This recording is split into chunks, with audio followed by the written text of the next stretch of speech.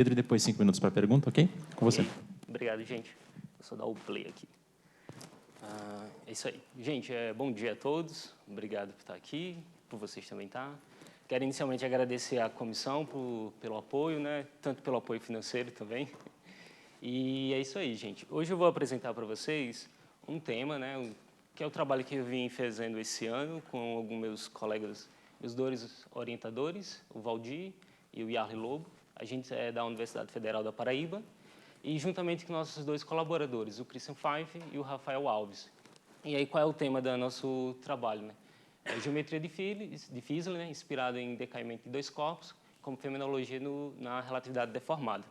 Esse trabalho aqui está baseado nesse artigo, que foi publicado recentemente agora, né? Tem um nome, é quase a mesma coisa. Mas, basicamente, a ideia aqui para vocês é mostrar mais ou menos quais os pontos principais do que a gente tem no trabalho, certo? Então, é bem sucinto para a gente ter uma ideia, né? Então, beleza. Qual vai ser as divisões dessa apresentação? Inicialmente, eu vou mostrar para vocês como essa geometria de Fiesel, né? O que é mais ou menos essa geometria de Fiesel, né? E como ela vai ser uma ferramenta necessária para a gente preservar os princípios da relatividade quando a gente tem uma implementação de uma escala de Planck, no caso, essa escala de energia aqui. E aí a gente vai mostrar o que a gente pode construir transformações de Lorentz, né? No caso, vão ser novas transformações de Lorentz arbitrárias, né? em referenciais arbitrários, né?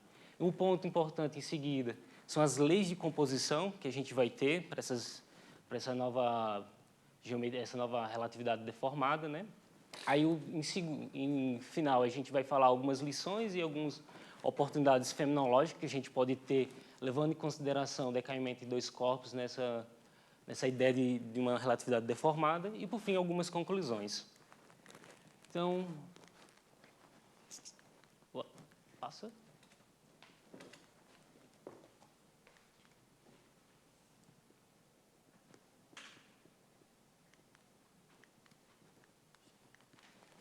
Foi agora. Então, vamos lá. Quais são algumas modificações, né? Tem muitas abordagens que tentam descrever um espaço-tempo quântico, né? Uma gravitação quântica. E a gente tem algumas dessas teorias que tentam chegar nessa abordagem, que é a loop quanto gravity é uma delas, teoria de cordas, teoria da triangulação, umas teorias não comutativas, elas tentam abordar e tentar descrever o que seria uma gravitação quântica, né? Contudo, elas são um pouco complicadas de você testar experimentalmente, né? De você ter esses efeitos testados no laboratório devido às suas grandes escalas de energia e suas dificuldades.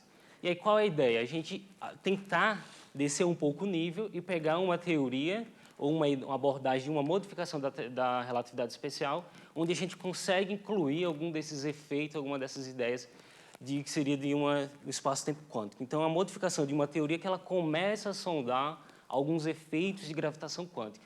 E aí uma forma de a gente fazer isso é por meio de modificar as relações de dispersões. Então, as MDRs, no caso, são as relações de dispersões modificadas, né? Só que essas relações de dispersões modificadas, elas mostram que elas são efetivas, né? Para explicar a propagação de partículas nesse cenário de um espaço-tempo quântico, né? E essas modificações, elas ocorrem numa escala de energia. No caso, essa escala de energia, o que se espera que seja a escala de Planck. Aí, como essas modificações são feitas? A gente começa a acrescentar potências de energia comparada com a energia de Planck. Então, a ideia é que quando a gente tem partículas ou objetos altamente relativísticos, com altas energias, elas começam a sondar, certo? Esse espaço-tempo quântico. Então, elas começam a ver, digamos assim, a granulação do espaço-tempo quântico. Uma outra forma de vocês também visualizar é que o inverso da energia de Planck está associado ao comprimento de Planck. Então, você consegue fazer uma relação com os dois, né? E quais outras modificações? É que, por exemplo, decaimentos de partículas no cenário livre, que é o cenário de... quando a simetria de Lorentz não é mais invariante, elas também são importantes, porque quando você for estudar, por exemplo, conservação de momentos, né, esses decaimentos aqui vão depender dessas conservações de momento. Então, isso seria importante. Um outro principal ponto é quando a gente vai analisar partículas, né, que não massivas, o seu tempo de vida. Então, nesse cenário que é o LIV e o cenário que a gente vai abordar aqui, que é o DCR, que é a Double Special Relativity, o tempo de vida passa a ser bastante importante e esse tempo de vida ele é afetado quando a gente tem partículas altamente energéticas. E isso vai ser, por exemplo, um input para quem começa a estudar astropartículas. Entrar lá dentro, será que existe correção desse tempo de vida para essas partículas altamente energéticas? Então, se existir, talvez essas partículas comecem a sondar o que seria um espaço-tempo quântico. Então, essa é a ideia de a gente ter uma fenomenologia de gravitação quântica. E aí, como é que a gente vai entrar em geometria aqui? Então, muitos esperam que a presença de uma escala de Planck, né, nas equações relativísticas como as MDRs, elas necessariamente iriam quebrar a simetria de Lorentz. Só que não necessariamente. A gente pode ter uma abordagem na qual a gente consegue preservar os princípios relativísticos e preservar, por exemplo, a simetria de Lorentz. E aí, quem é que dá essa abordagem? É a teoria conhecida como Doping Special Relativity. E aí, o que é essa teoria da Doping Special Relativity? A gente introduz mais uma escala que independe do observador. Essa escala que vai independer do observador seria a escala de Planck. Assim como a gente tem, por exemplo, uma escala que independe do observador, que é a escala da velocidade da luz, a escala de Planck também não iria independer do observador. E a ideia é que se você tem partículas altamente energéticas, novamente, elas começam a sondar esse espaço-tempo quântico. E quando você vai para partículas baixas de energia, você recupera a relatividade especial. Da mesma forma, quando você tem partículas de baixas velocidades, você recupera a física newtoniana, digamos assim. Então, é uma forma de começar a fazer a extensão do que seria a teoria da relatividade especial, com pequenas modificações, né? Então, essa teoria da Doping Special Relativity, né, ela vem sendo proposta com modificações desde 1990, mas o termo cunhado foi em volta de 2013, que quando você tem essa nova escala, por isso que chama duplamente especial, porque são duas escalas independentes do observador. E aí, essa abordagem aqui consegue preservar a simetria de Lorentz, com algumas características. Não é mais a nossa simetria de Lorentz usual da relatividade especial, é uma simetria de Lorentz deformada, que, mais uma vez, é que a gente espera que uma nova assimetria de Lorentz ela é recuperada de uma simetria mais geral, digamos assim. Quando você vai para baixas energias, você estaria recuperando o que seria a simetria de Lorentz. E aí, com isso, a gente vai a partir de uma geometria, que eu vou comentar mais para frente, que é a base da Doping Special Relativity, e a gente vai identificar os princípios relativísticos com objetos geométricos. Então, a partir desses objetos geométricos, a gente começa a fazer conexões com alguns princípios relativísticos. Então, as simetrias estão associadas ao princípio relativístico, a geodésica, a trajetória das geodésicas, com o princípio da equivalência. O que a gente fala de relação de dispersão, a gente vai pedir que a conservação do quadro em momento seja conservado. Eu não sei como é que vai ser esse quadro em momento, mas que, como a gente vai escrever ele, mas que a norma desse quadro em momento conserve, ok?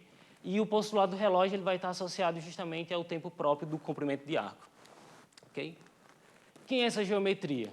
É conhecida como geometria de Fizeling. Em 1918, por aí, o Paulo Fizeling ele começa a estudar uma geometria que seria associada a uma generalização da geometria de Riemann, né? Essa geometria de Riemann, de Paulo Fizeling, né? Ele começou a estudar geometrias onde você não necessariamente precisava, quando você calcula lá a ação, tudo, você não tem que definir que tem que ser a raiz quadrada de um termo quadrado. Para você calcular um comprimento de arco, não necessariamente precisa ser aquilo ali. Você pode ter uma função, desde que essa função satisfaça algumas condições, e dessa função você calcula o comprimento de arco. E aí você associa essa função, conhecida como função de Fizeling, né? E aí vai dar a ideia de geometria de Fizeling, que é uma variedade diferenciável e assim por diante, todas as suas condições. E aí aqui a gente tem o que a gente vai fazer. A gente vai escolher uma inspiração, que vai ser nossa relação de dispersão, a gente modifica, calcula aqui os números Lagrange direitinho, né? E a gente identifica quem é essa função de Fizeling, né? Aí, a partir dessa função de Fizeling, a gente consegue extrair esses objetos geométricos para a gente poder identificar os princípios relativísticos, no caso. E aqui tem uma relação de como a gente consegue extrair o que seria a nossa métrica a partir da função de Fizeling. Beleza, mas por que ela é importante?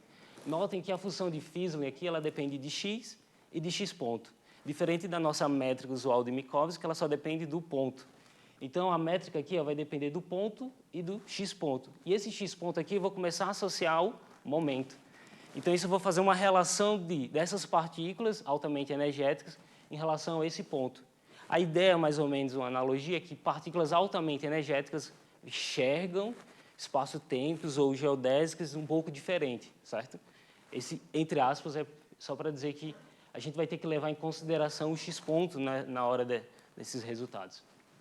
Então, as geodésicas vão ser a extremização dessa ação, os vetores de Killing, né, da geometria do especial relativo, vai dar as simetrias, as relações de dispersões modificadas vão ser calculadas por meio dessa função de Fizery, da métrica de Fizery, no caso, e a própria ação aqui ela vai dar o que a gente vai ser o comprimento de arco, o tempo próprio, né? E aí o que a gente faz? Num dos trabalhos anteriores, a gente pegou a álgebra de Kappa-Poincaré, deformou essa álgebra de Kappa-Poincaré, porque o Casimir dessa álgebra dá justamente o que a gente tem da relatividade especial. Então, a gente modifica essa álgebra em primeira ordem no comprimento de Planck, ok? Introduz aqui dentro, certo? E a gente consegue extrair quem é a função de Fizery. Feita a função de Fizery que está aqui dentro, ó, você vê que ela é em primeira ordem no comprimento de Planck, e aí a gente consegue, a partir da definição do que a gente tem de momento, apresentado aqui no trabalho, encontrar quem são o P0 e o P1. E aí aqui tem um ponto importante, que essas funções aqui, P0 e P1, elas dependem do gama quarta aqui. Esse gama quarta, para quem está lá na parte do experimental, vai ser, opa, a gente tem aqui um amplificador. Então, esse amplificador aqui pode aumentar os efeitos desse espaço-tempo quântico, né? E aí, isso aqui é justamente transformações de Lorentz do rest frame para o referencial do laboratório, né? Do referencial de repouso para o referencial do laboratório. E aí, o que a gente fez esse ano é, a gente consegue generalizar isso para referenciais arbitrários, onde esses referenciais arbitrários possuem uma relação ou outra, uma velocidade? Essa foi a nossa pergunta. E aí, sim, a gente conseguiu fazer. A gente generalizou uma simetria de Lorentz aqui, né, onde a gente vai acrescentar aqui todos os termos possíveis que podem aparecer aqui, né, em primeira ordem de Planck, certo? E aí o que a gente pede? Que esses momentos aqui preserve a relação de dispersão modificada. Então, a gente pega aqui, xuxa aqui dentro, igual o professor mais cedo, né? A gente tira essas relações aqui, essas funções, né? Nesse caso aqui, a gente pede que, só por simplicidade, que A seja igual a zero, só para esses termos cruzados aqui não aparecer. Poderia ter, mas só por simplicidade. E a gente encontra essas transformações de Lorentz deformadas, né? Então, essas aqui são as transformações de Lorentz entre referenciais arbitrários, que agora estão deformadas. E, novamente, elas dependem aqui de gama quarta, novamente sendo um amplificador para quem está lá no laboratório tentando enxergar, no caso. E ele está apresentado aqui no nosso trabalho. E aí, só para mostrar que quando a gente toma um cenário infinitesimal, a gente recupera aqui a álgebra de Kappa-Poincaré, os buches direitinho, no caso, né?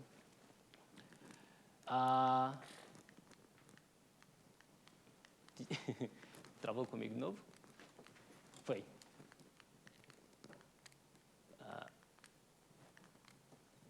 Pronto. Aí o próximo ponto importante é que, beleza, a gente tem uma transformação de Lorentz deformada, mas a gente ainda falta alguns elementos para a gente poder preservar os princípios relativísticos. Um deles é a lei de composição. Como a nossa transformação de Lorentz não é mais linear, a gente vai precisar de leis de composição de momento não linear, no caso. Então, a gente... Aqui saltou um slide, né? Acho que não sei se é... Pronto. A gente vai precisar de uma lei de composição aqui não linear. Então, se a energia da partícula for de baixas energias, a gente recupera a lei de composição usual, no caso, né? E esse termo aqui é para dizer que é uma lei de composição não mais linear. Então, a gente tem todos esses termos aqui, todas as composições possíveis que podem entrar aqui, e o que a gente pede novamente é que essa componente e essa componente, dentro daquela nossa condição de covariância, que é o boost, seja preservado. E aí aqui entra um termo que foi discutido, que é esses back reaction, né? Esses back reaction é que nas partículas elas acabam interagindo uma na outra, certo? Porque também esses back reaction são corrigidos em termos dessa ordem de Planck. E aí eles acabam interferindo aqui na lei de composição. Então, a gente tem esses parâmetros para definir e esses outros parâmetros. Aí o que a gente pede é que tudo isso preserve a lei de composição, certo? E aí o que a gente faz? Primeiro, a gente toma a variância por paridade. Já poderia, desde então, tomar essa variância por paridade, mas a gente quis construir de forma mais genérica, né? Então, a gente tem a relação do J com H e os outros parâmetros, né? Então, a gente tem esses dois termos aqui que a gente introduz, né? E a gente simplifica para duas situações para facilitar o nosso estudo, que é quando a gente não deforma, né, a lei de composição espacial ou a gente não deforma a lei de composição de energia, no caso. e a gente pode analisar esses dois cenários. Então, não deformar a lei de composição de energia é fazer aqueles parâmetros que aparecem lá em cima serem zero, no caso. Esse é meu tempo passando. E aí a gente tem os respectivos back reactions e as respectivas leis de composições aqui deformadas, certo? E aí, por exemplo, nas oportunidades fenomenológicas, quando a gente tem todos esses resultados que a gente tem extraídos, a gente consegue construir quem seria o tempo, né, o time dilation, né? Então, nesse cenário aqui, nesse gráfico, a gente está mostrando o tempo de vida de um pion, né? Então, o tempo de vida do pion, ele sofre esse tipo de correção aqui. E aqui tem um gráfico para vários parâmetros de L aqui no caso, né? E aí isso aqui torna-se bastante importante para quem vai estudar, por exemplo, raios cósmicos. Porque aí aquele tempo de vida ali, ele pode ser corrigido. Isso pode interferir nos resultados dos chuveiros ou nos resultados que eles podem obter, no caso. Certo? E aí, outros cenários que a gente olha também é no decaimento de partículas, no cenário de decaimento de partículas, né? Então, uma partícula mãe aqui decaindo em duas, no caso, um pion decaindo no muon e um neutrino, né? A gente calculou no trabalho, né, as energias máximas e mínimas, porque essas energias máximas e mínimas a gente pode relacionar com as distribuições flats, para depois saber a quantidade de muon, de pion que eles vão captar, né? O que se observa é que essas distribuições máximas e mínimas, elas não são afetadas quando elas são boosteadas, né? Então, você não tem um efeito aqui, ó, não tem amplificador nesses efeitos das energias máximas e mínimas, certo? E, mais uma vez, é um resultado do princípio relativístico. Se você calcula essa energia máxima e mínima lá no referencial, ela é a mesma no referencial do laboratório. Mais uma vez, mostrando que preserva um dos princípios relativísticos, né? E quais são as lições? O nosso tempo de vida, as correções são desse tipo de ordem, né? Então, a energia ao cubo sobre a massa ao quadrado com o comprimento de Planck. Então, energias mais altas começam a ter correções no tempo de vida, né? Essas modificações no tempo de vida podem afetar a propagação da distância dessas partículas, né? Que, como eu estou dizendo, é um input para quem vai estudar raios cósmicos. E outra coisa é que isso acaba sendo a manifestação, né, dessa abordagem, né? E aí, se é uma manifestação dessa abordagem, se a gente vai para mais ordens superiores, a gente espera que essas correções também sejam de ordens superiores, no caso. E as conclusões são que, a partir da função de Fizeler, né, inspirada nessa álgebra do Bicycle produto em Kappa-Poincaré, né, a gente identifica transformações de Lorentz deformadas, certo? Que conecta referenciais de repouso para o referencial do laboratório, a gente estende isso entre referenciais arbitrários, a gente constrói leis de composições que são condizentes para manter os princípios relativísticos, né? E que esses resultados impactam drasticamente o tempo de vida dessas partículas. E aí o ponto eu posso lá estudar e dizer que o input, olha, não preciso me preocupar com outras coisas, vamos olhar só para o tempo de vida, no caso. E aí quais são as próximas abordagens que a gente tenta fazer agora? Em colaboração, um dos nossos participantes, ele trabalha com a parte mais de astropartícula mesmo. E a ideia que a gente tenta fazer agora é tentar pegar esses resultados e entrar como input nos trabalhos lá, porque ele que manja com algoritmo e toda a parte de astropartícula, né? E a ideia é tentar ver se essas correções de tempo de vida condizem com os dados captados experimentalmente. Isso tudo graças à colaboração que a gente está tendo do grupo de fenomenologia de gravitação quântica, né? O Multimessage, que é da ação da COAST, né? E é isso, gente. Obrigado a todos. Essa é a ideia do trabalho.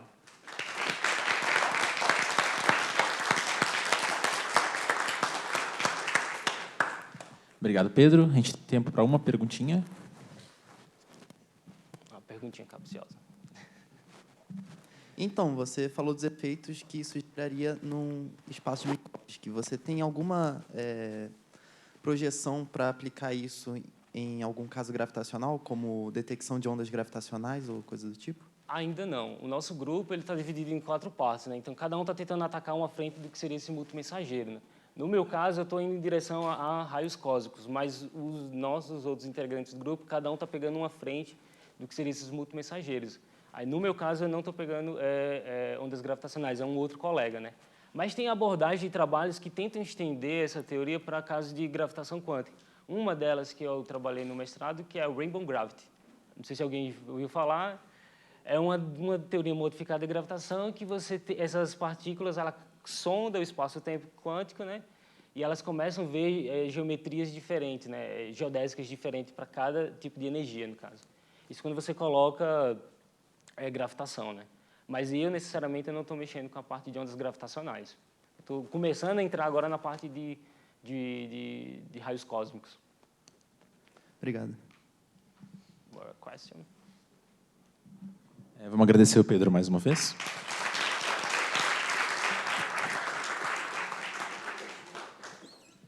Agora